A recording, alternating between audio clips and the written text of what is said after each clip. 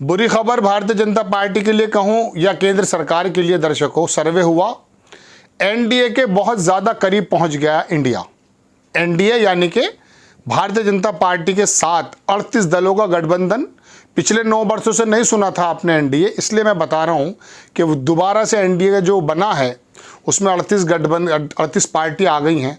उसके लिए बुरी खबर यह है कि जो बना हुआ है इंडिया यानी कि कांग्रेस के साथ जितने भी 26 दल हैं, उसकी रेटिंग में सुधार इतना हो रहा है कि सर्वे के अनुसार वो लगभग एनडीए के करीब पहुंच रहा है। सर्वे हुआ पूरा, मैं आपको बताऊंगा। हालांकि उसमें बामुश्किल 2% का फ़र्क है वोट परसेंटेज में, सीटों में तो ज़्यादा फ़र्क है, लेकिन सिर्फ 2% के फ़र्क में इंडिया और एनडीए के बीच में है। अगर ये 2% का जो फ़र्क है मिट जाएगा तो बहुत ज़्यादा चिंता बन जाएगी भारतीय जनता पार्टी यानी कि प्रधानमंत्री मोदी जी के लिए। आप देखें, एनबीटी ने इसको छापा और लिखता यह है हेडिंग में कि एनडीए के करीब पहुंचा इंडिया, महज 2% का फासला, जानिए सर्वे में किसको कितनी सीट।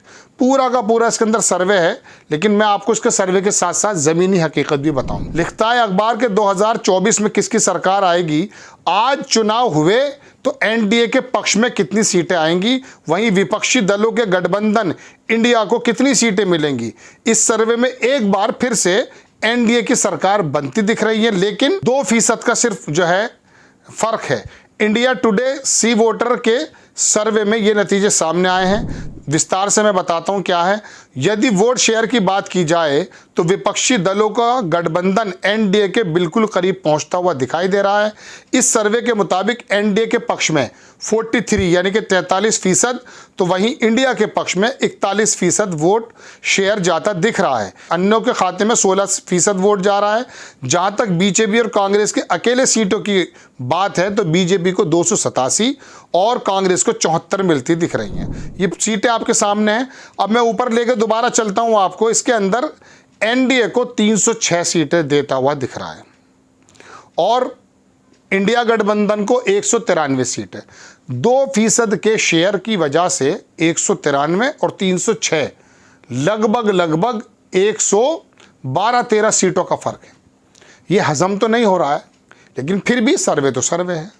ये जितने सर्वे निकल रहे हैं अभी एकदम खुलकर बात भी नहीं कर सकते हैं, क्योंकि जितना भी मेन स्ट्रीम मीडिया, ये सी वोटर हो या एबीपी सी वोट कोई भी हो, ये सब गोदी मीडिया के बेसिकली टूल्स हैं, उसी के मुताबिक ये काम करते हैं। अब आप कहेंगे कि अगर ये टूल्स हैं तो इनके अक्सर सर्वे सही क्यों निकलते हैं?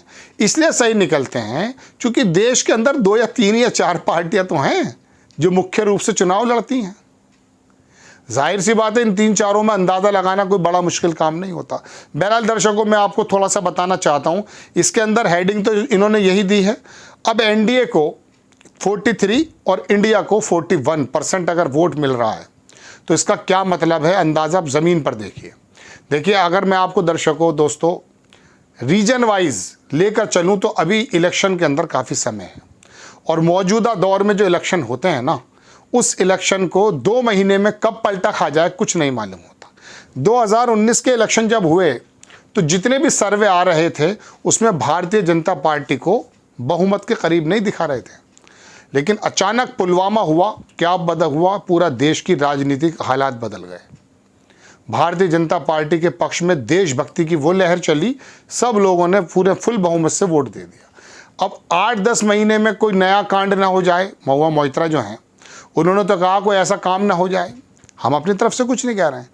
अब आपको मैं बताता हूं कि यदि स्थिति यही रहती है जो आज है तो मैं बताऊं आपको दर्शकों, राहुल गांधी ने कांग्रेस को फिर से सरवाइव करने की पूरी कोशिश की है और कांग्रेस की तरफ लोग ऐसा देखने भी लगे हैं कि जो काम कांग्रेस के वक्त में हुआ करता था वो वाकई आज के मुद्दे पर अगर थोड़ा सा गोदी मीडिया से बाहर जाएंगे तो वो बड़ा माकूल है। क्या क्या माकूल है भाई? आप मनमोहन सिंह के बारे में अगर आप बात करें दर्शकों, तो अजीम प्रेमजी यूनिवर्सिटी ने एक सर्वे कराया था कि 2004 से लेकर 2015 तक लगभग 27 करोड़ लोग, 23 करोड़ या 27 दोनों में से एक फिगर है, गरीबी रेखा से बाहर निकाल दिए गए। और फिर जब एनडीए की सरकार आई यानी कि मोदी जी प्रधानमंत्री बने तो हुआ यूं कि 23 करोड़ लोग गरीबी रेखा के नीचे चले गए।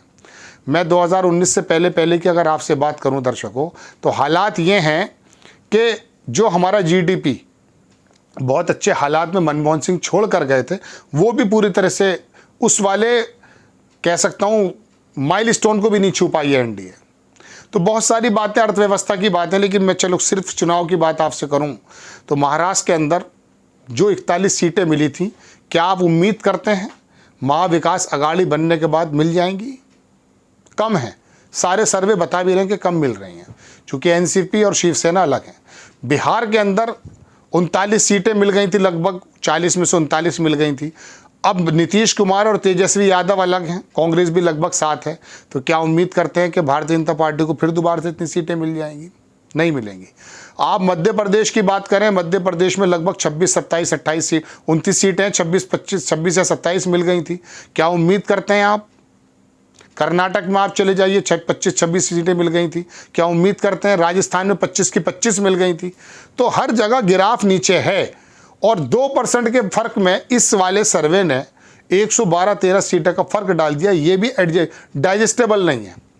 तो बात ये ज़मीनी ये बात यह है कि इंडिया बहुत तेज़ी से गिरो करता जा रहा है, यानी कि कांग्रेस के अंतर्गत जितने भी दल आ रहे हैं वो बड़ी मजबूती से अपने वोट शेयर को बढ़ाते जा रहे हैं। अगर यूपी के अंदर मायावती के बारे में जैसा कहा जा रहा है कि इलेक्शन के बाद संभव है कि वो जो 2-3 जो स्टेट हैं इसके इलेक्शन के बाद अगर वो इंडिया के साथ आ गई, तो यहाँ जो बहुत मजबूत गढ़ भारतीय जनता पार्टी का है उसमें सेंध लगने के चांसेस ज़्यादा हो जाएंगे। और फिर ये सपना कि फुल बहुमत से भारतीय जनता पार्टी आ जाएगी, संभव नहीं है। CDS ने पहले एक सर्वे कराया था अभी लगभग 6 महीने पहले कि अगर अभी चुनाव होते हैं तो 50 या 60 सीटों का फर्क तो 6-7 महीने पहले था, जब राहुल गांधी भारत जोड़ो यात्रा से स्टार भी नहीं बने थे। दर्शकों, बड़ी खबर यही था कि एक सर्वे निकल कर आया था आपके सामने। मणिपुर को लेकर भी इसके अंदर बात की गई है। मणिपुर के अंदर जिस तरह से महिलाओं के साथ हुआ, पूरे देश ने देखा, गुस्सा तो सभी को है। और वहाँ पर भारतीय जनता पार्टी की सरकार है। हद यह है कि लोगों से पूछा गया कि क्या वहाँ होना चाहिए था, बताया गया कि राष्ट्रपति शासन ना लगाना भूल थी। 44% लोगों ने कहा कि हमारा राष्ट्रपति शासन लगना चाहिए था। ना वहाँ भी भारतीय जनता पार्टी के मुख्यमंत्री को वीरेंद्र सिंह को हटाया गया, ना हमारा राष्ट्रपति शासन लगाया गया। अलबत्ता 2, 3, 4, 5 महीने तक वो लगातार जलता रहा, मीडिया से भी उसको दूर रखा। बहुत सारे मुद्दे हैं, महंगाई को ले लीजिए, बेरोजगारी को ले लीजिए, गोदी मीडिया कितना भी ट्रीटमेंट करता रहे, लेकिन ज़मीन पर आकर जो बात दिखती है वो ये है कि तेज़ी से भारतीय जनता पार्टी यानी कि मोदी जी के केंद्र की सरकार के खिलाफ थोड़ा लोगों का रुख बना है। गोदी मीडिया आपको नहीं बताता, लेकिन ज़मीन पे तो स्थिति यही है। इस बात को कह के अपना एपिसोड ख़त्म करता हूँ। अभी संसद में जब प्रधानमंत्री जी बोले, जब अविश्वास प्रस्ताव आया था, और राहुल गांधी बोले, ये सारे सर्वे एक तरफा हो सकते हैं, झूठे भी हो सकते हैं, गलत भी हो सकते हैं, लेकिन जो मैं आपको बताने जा रहा हूं दर्शकों, मेन बात वो ये है कि राहुल गांधी के वीडियो को लाखों लोगों ने देखा, जबकि प्रधानमंत्री जी के वीडियो को सोशल मीडिया पे बहुत कम लोगों ने देखा। इसी बात से अंदाज़ा लगता है कि ज़्यादातर लोग किसको सुनना चाहते हैं। आपको खबर कैसी लगी अपनी राय कमेंट्स बॉक्स में ज़रूर दीजिए। चैनल को सब्सक्राइब कीजिए, शेयर कीजिए। नेक्स्ट टाइम मैं किसी खबर के साथ आता हूँ। जय हिंद।